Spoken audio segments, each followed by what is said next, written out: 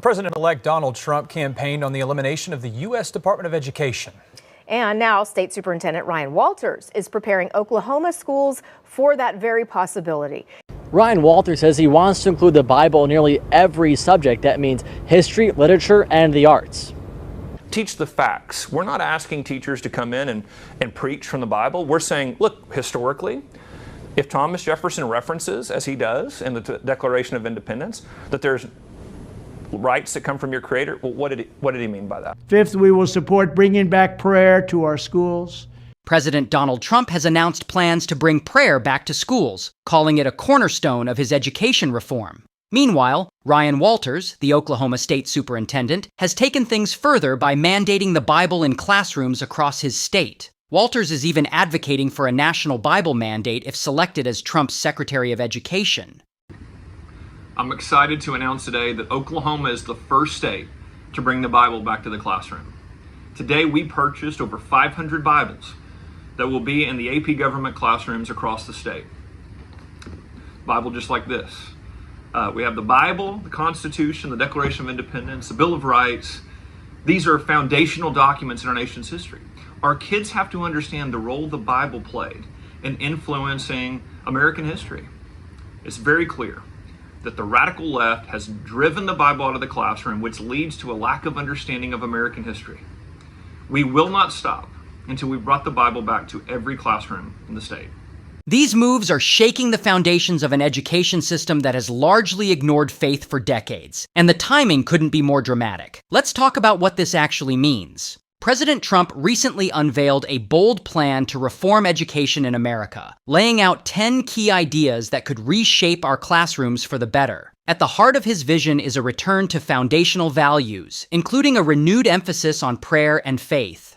Here are 10 key ideas that will power our movement for great schools. First, we will respect the right of parents to control the education of their children. Second, we will empower parents and local school board to hire and reward great principals and teachers, and also to fire the poor ones, the one whose performance is unsatisfactory. They will be fired.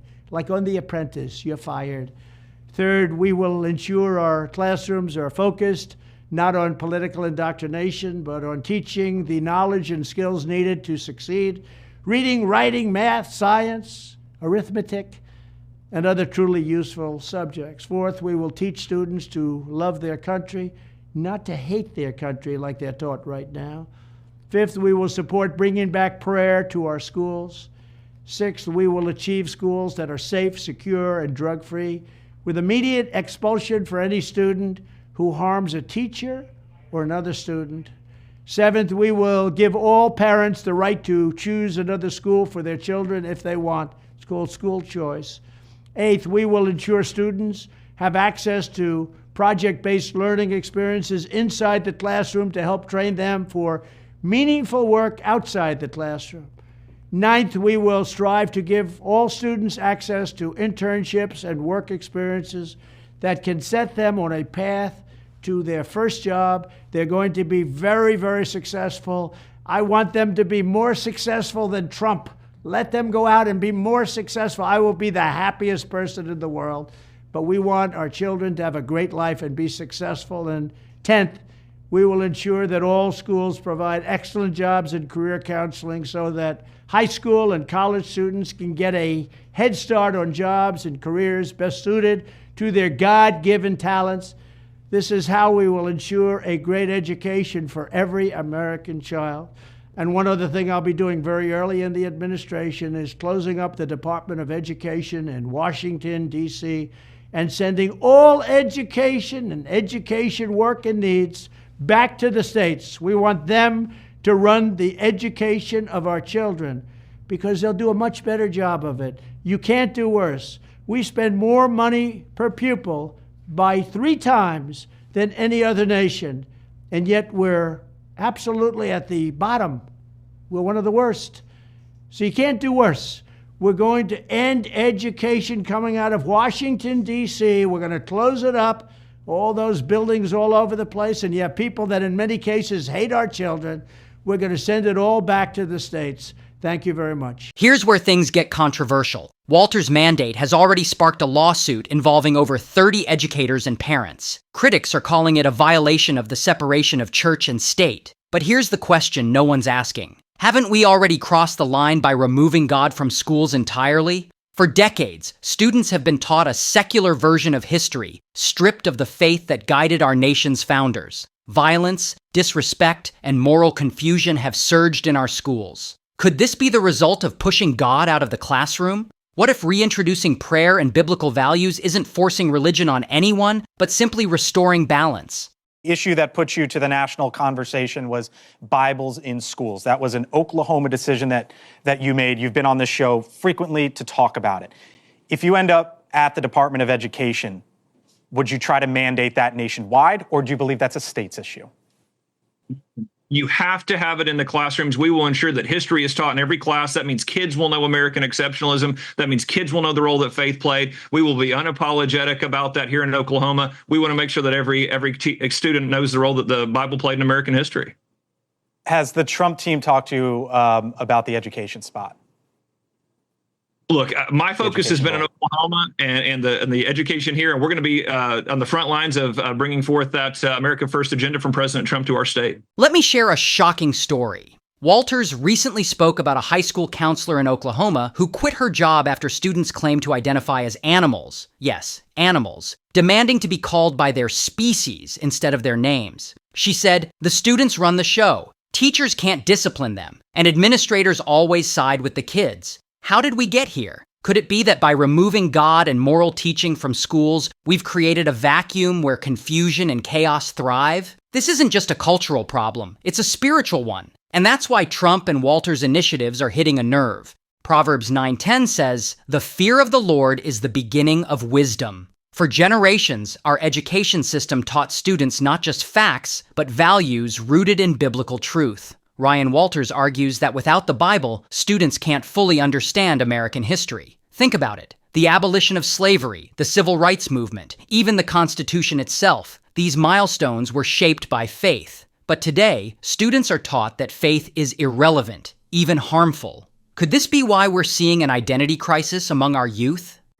I will now say a prayer. And to be clear, students, you don't have to join. But if you so wish, I'm going to go ahead and pray.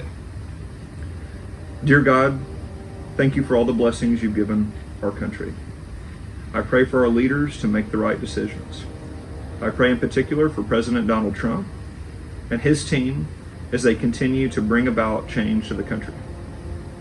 I pray for our parents, teachers, and kids that they get the best education possible and live high quality lives. I also pray that we continue to teach love of country to our young people, and that our students understand what makes America great, and that they continue to love this country. Amen. I want to take a moment to reflect on the deeper meaning behind these bold changes to our education system. This isn't just about schools, policies, or politics, it's about the heart of a nation. For far too long, faith has been pushed out of the public square, especially in our schools. Prayer and the Bible were once central to education, shaping generations with values like respect, discipline, and love for one another. But somewhere along the way, we lost sight of that foundation. The Bible tells us in Hosea 4:6, "My people are destroyed for lack of knowledge." Without the knowledge of God and His Word, our children are left vulnerable to confusion and despair. They're searching for truth in a world that tells them there is none. But imagine a different future. Imagine a nation where prayer is welcome in every classroom, where students can openly seek God's guidance before facing the challenges of their day. Imagine schools where the Bible is not just a book, but a source of wisdom that shapes young minds, teaching them about purpose, identity, and hope. I'll leave you with this thought from Isaiah 40:31.